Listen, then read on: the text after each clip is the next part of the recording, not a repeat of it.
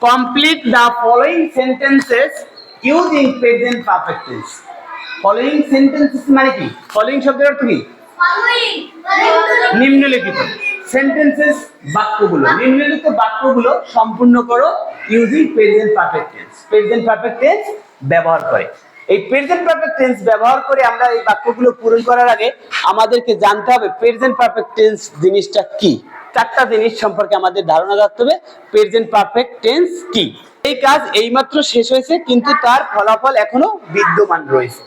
এরপর জানতে হবে কি গঠন। গঠন মানে কি? Subject plus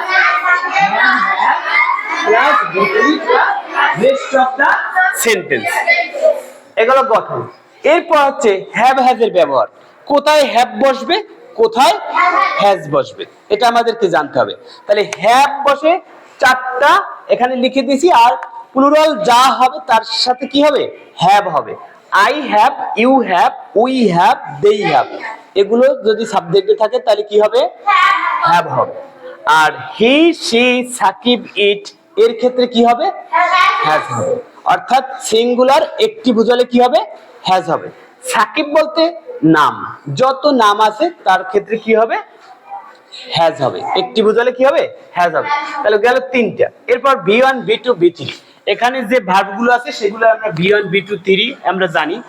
find, found, found. Invite কি হবে?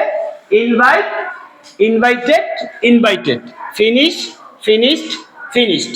By, bought, বউট।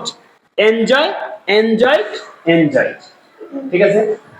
আচ্ছা, এবার আমরা পূরণ করি। দেখো উই, তাহলে উই আছে কি? সাবজেক্ট। তাহলে ওই সাবজেক্ট থাকলে আমরা একটা পূরণ করে রেখেছি। উই যদি সাবজেক্ট হয় তাহলে উই এর সাথে কি হয়? হ্যাভ না হ্যাজ? হ্যাভ। এরপরে 2 নাম্বার কাজ হচ্ছে কি? হ্যাভ হ্যাজ এর পর V3, তাই না? V3 কোনটা? এই ফাইন্ড এর V3 কোনটা? ফাউন্ড। ফাউন্ড। তাহলে we have found the pen on the table. তারপর আছে শি, তারপর শির সাথে কি হবে? হ্যাভ না হ্যাজ? শির সাথে কি হয়? হ্যাজ। এরপর V3 কি? এটা ইনভাইটেড, তাহলে এটা কি হবে? ইনভাইটেড, শুধু ডি যোগ করলে হবে। পরটা দেখো হি, তাহলে হির সাথে কি হবে? He has. এরপর ফিনিশড, V3 কি হবে? E D. তারপর দে এর সাথে কি হবে? they have, have। তারপর বাই V3 কি? বাই বাউট, তাই না? আচ্ছা, the story is interesting. I, I এর সাথে কি হবে? হ্যাভ। তারপর এনজয় কি হবে? এনজয়।